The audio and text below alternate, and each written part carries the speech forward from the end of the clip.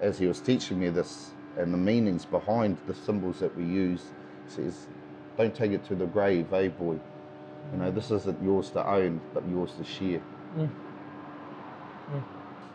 You're watching Tough Talk, a series where we explore men's stories of facing challenges and finding the upward spiral. Today I'm talking to Kane Taufare, here at Whakaropo Carving. Kane supports men to share their emotions while teaching them the ancient art of whakairo, Māori wood carving. Kia ora, Kane. Kia ora, Sam. Welcome to Tough Talk. Cheers, mate.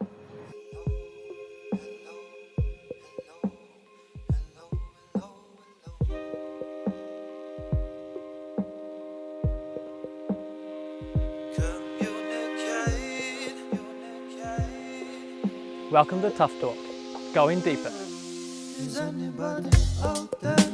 Together, we're exploring what's going on behind the high rates of male suicide and violence in New Zealand.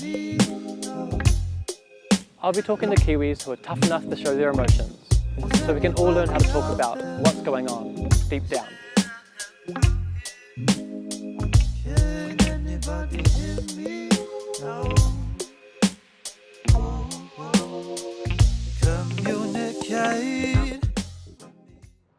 So let's start off by you telling us about your story. Okay. My upbringing, I was pretty privileged to be brought up in a little place called Ngārawawaki in the North Island, where my mum's family comes from. And I first learnt the art of whakairo through uncles of mine, who were at that time carvers for the Queen, the Māori Queen. So I was brought up around whakairo as a young fella. And I was always a kid with sort of a pen and paper in my hand anyway. Did a bit of a stint in the army, got out of the army and sort of looked to upskill with the whakairo through the old uncles and also a cousin of mine, Dean Flavel. Been working here for the last 8 years, since inception of Whakaropo Carving Centre here in Littleton.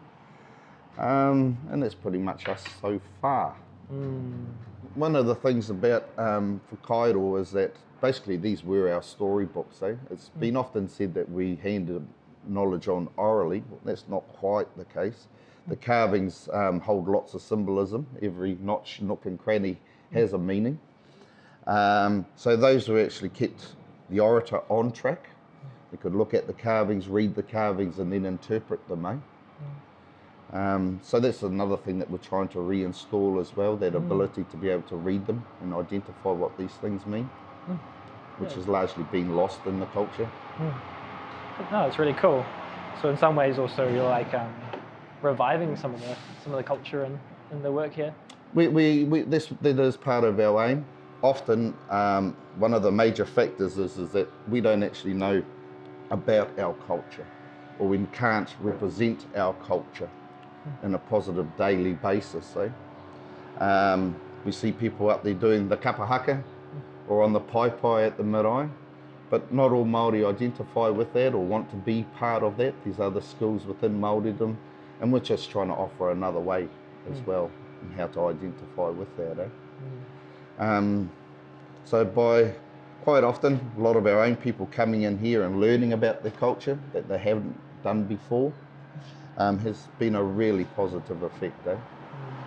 Through whakairo, my belief is that it actually holds a true tikanga of the culture and gives it a different meaning and a different perspective, which I think is more deeper actually. I'm keen to hear a little bit like backtrack a little bit in your story and hear a little bit about the army, because I know, like, at least what I hear about the army, it can be quite macho kind of place, so lots of men. You know, I'm just keen to hear about how that experience affected you. By and large, it was a very good experience for me. Before I got into the army, I was getting into a bit of trouble. Looking at gangs and things like that. So the army sort of saved me in that regard. A very disciplined outfit at the time. But there was sort of the structures that I needed myself as well. So what we do here, and what we've what I've learnt from the army, some really good skills, mainly sort of life skills. Try and implement some of those things into the courses that we run here as well. How do you think you achieve that? How do we achieve that? We keep it pretty simple in here, really. Firstly, it's about safety, trying to make them feel safe, make them feel at home. Second thing is we try to keep them busy. Yep. And thirdly is learning something new, So that's the sort of formula that we base everything on. And we've been pretty successful so far. We've been very fortunate in some of the guys that we have had come through in here and make better of themselves, and continuing to do so in the future. So I'm keen to hear some stories about some of the people that come here. I wonder if you could tell me your story of a student. Sure. One guy in particular that always sort of comes to mind in regards to these murals, possibly because of the earthquakes as well, is that we have a mural just down here of Ruumoko, who is a deity of, or the Atua of earthquakes and volcanoes. Oh. And that went up, this mural went up the day before the earthquake started. So that's interesting in itself, whatever that may be. But the guy that was sort of spearheading that project, amazing artistic ability. He could draw anything, from memory without even having a reference point to do so. Interesting background. He was the first of 3 generations to get a job. He had 10 or 11 other siblings, never had a job. He actually ran away from his family up in the North Island. Huge meth addictions within the family, and he was wanting to escape that. He'd also served 7 years in prison for manslaughter, killing his best mate just one night. Had too many drinks. Started pushing each other around, bit of a play fight, and got a bit serious. Hit him, killed him. Anyway, he come in here, did 6 or 9 months in here, and now he's gone on and got his own tattoo business. So he's been one of our successes, huge success. A couple of other guys we've had in here too have also gone on and created their own businesses with Whakairo, selling stuff all around the world. So pretty fortunate in some of the guys that we've had in here and what they've gone on and done with that as well. It almost sounds like by having that creative outlet and also maybe learning to not bottle up how they're feeling, because that can lead to anger, then they're able to get out there and fulfill their purpose and live a good life. That's one of the neat things about using this medium here, is that I always liken it to my best friend, the old the timber, the rako. First thing that I do in regards to the rako is that I'll have karakia calling upon ancient energies, known and unknown, to make things safe and what I want to manifest, and introduce myself. And then the very next thing I do, once I have a plan in place, is I beat the shit out of them, I get my axe, I get my tuki, and give it a good old hiding, and we start to form a relationship through the process. And after a little while of creating a shape, there's a bit of love going in there, there's a bit of more tenderness and different process. So it's quite a neat relationship that's formed with this medium, So that's one of the neat things of you get that opportunity if you are feeling maybe a little bit angry. You can take that out on your good mate. Yeah, on your wood. But you start to form a neat relationship, Sometimes there's a bit of blood, sweat and tears from both ends. Yeah. But something magical happens along the way of that process too, where you can create something that hopefully you can be proud of too. I remember talking to you when I came in here a week ago, and we were talking about how carving for you is almost a way to connect to the environment. I wonder if you can speak more to that. Okay. So what our ancestors basically did and how they created a carving style was by studying nature, possibly quite differently than what we do now and how we do it now. And by studying the different characteristics of flora and fauna and some of the creatures out there, and seeing things that the people liked to use as inspirations or aspirations, especially in regards to collecting a goal or hunting in the environment, living within the environment. So we've identified different things that are endemic to the area, and some that cross over that hill and some that cross over this hill and that body of water, and identified different characteristics that we liked in nature and come up with an artistic style to reflect that and give honour to that. We then call that creation by morphing different aspects of nature together. We then call that an ancestor, which we believe gives a connection to not only those that have gone on before us, but also the environment as well. That's key. It sounds like by honouring it through the art form, in some ways that helps us, protect it or be kaitiaki of it. Yes, exactly. That's what we're trying to install. This is a medium used to teach the culture of the land. It's not so much about Māori culture, if there is such a thing really. Yeah. To my mind, it's culture of this land. That is for everybody of this land, especially if you have a passion for it and want to look after it and preserve it. I really relate to that because, as a Pākehā, sometimes I feel guilty, I think, when I sort of adopt some what I see as Māori culture. And it's nice to think of it that way because I do feel a connection to the environment here, and really relate to lots of the concepts I learn in Māori, and in some ways the culture of jandals, stubbies, and ice creams and fish and chips on the beach doesn't mean much to me. So it's really cool to hear you talk about that because it sounds like you're saying that's kind of the identity of this land. It certainly is. It very much is about the identity of this land. And to my mind too, in regards to Pākehā, which is an awesome word, because it identifies somebody from this country that may not be Māori. It's as much of a connection to this country as anybody else. So it's a name to be proud of, a word to be proud of, and something to uphold, I believe. And certainly come along and learn more about the culture of this land. I'm really keen to learn more about the culture because the more I learn, the more I see its purpose and serving the community and in serving the environment as well. I guess the whole system that that is here. Yep, definitely.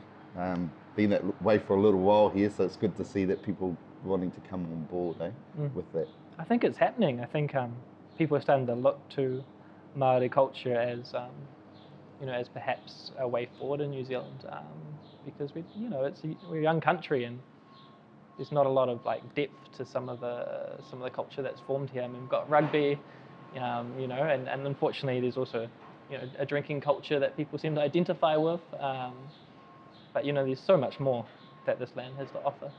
There certainly is, and it's something that we're starting to see, I believe, now with sort of generations that are disassociating themselves from Mother England in Europe, where you'll get guys, and you'll notice especially at overseas, or people especially notice overseas, where they're going to the All Black game, because that certainly is part of the identity of New Zealand, and they're drinking alcohol, which can be found anywhere, but they're wearing the tāmoko, or the kirituhi, they're wearing the pounamu or the bone necklace, and they're screaming out the haka.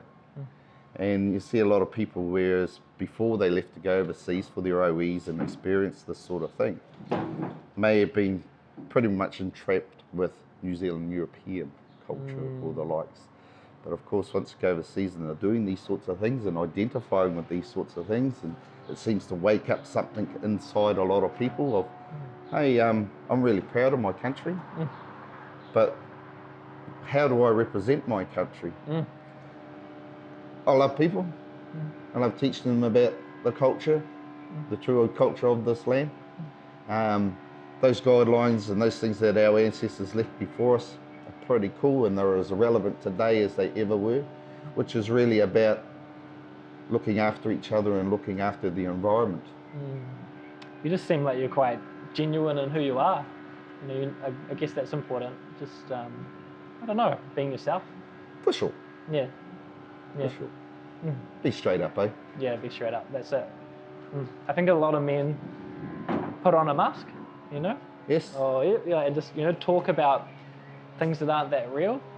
But it strikes me that you just get straight into, depth and what's coming up for you. You don't try and hide or talk about the weather or, cars or, those are valid interests, but I think it's really important that we also talk about real things for us. Definitely.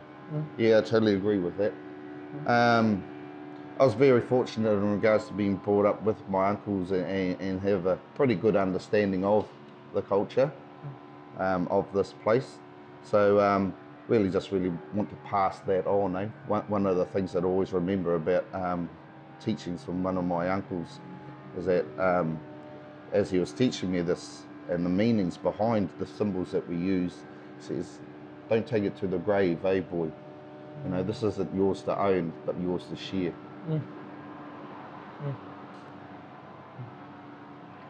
I remember talking to a Māori man once, and he said to me, yeah, we once were warriors, but we're also, lovers, gardeners, and emotional men. And I think that's been lost a bit in New Zealand. I think men don't always feel permission to be vulnerable, to be emotional. How do you find that, like actually talking about feelings and supporting others to open up? Personally, don't have too much of a problem with it. I think there is a bit of that stigma that's been handed down through whatever process that's been forming this country. We certainly are still warriors, but there's different types of warriors. It's not about violence.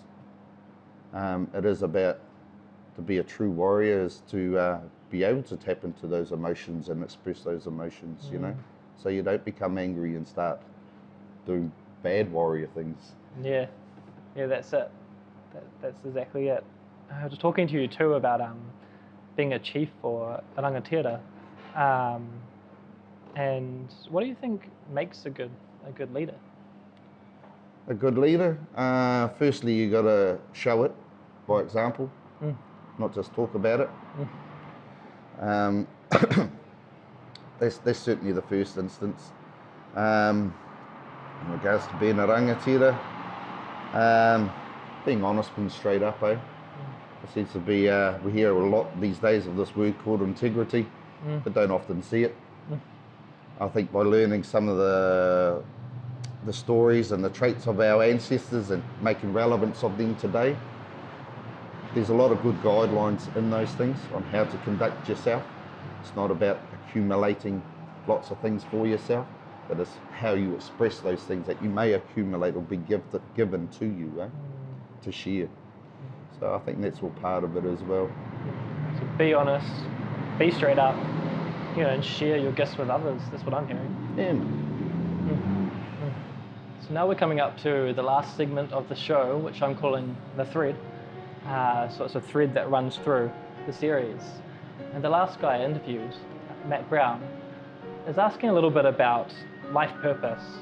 And he wants to know, why do you do what you do? What does supporting people and teaching people, what does that do for you? How does that make you feel? What do you get from it?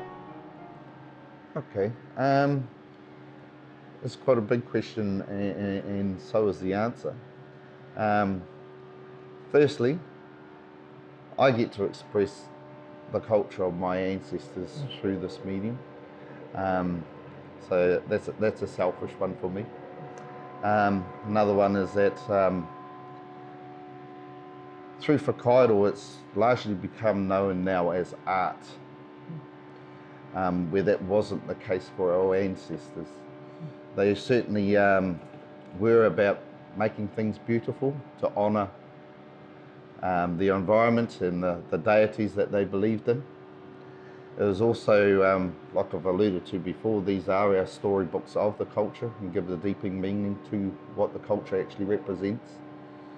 And I also enjoy hugely the ability to be able to pass this on and what these symbols mean, as opposed to art and selling something to the tourists. And that's the biggie for me. It's really in regards to education and teaching the deeper meanings about this country, eh? So that's a big reason why.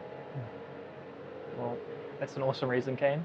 And thank you so much for giving me some time today to talk about this, because it's really important stuff you're doing. Thank you, Sam, for the opportunity to express this to a bit wider to the world, eh? My pleasure. Is anybody out there? Can anybody hear me?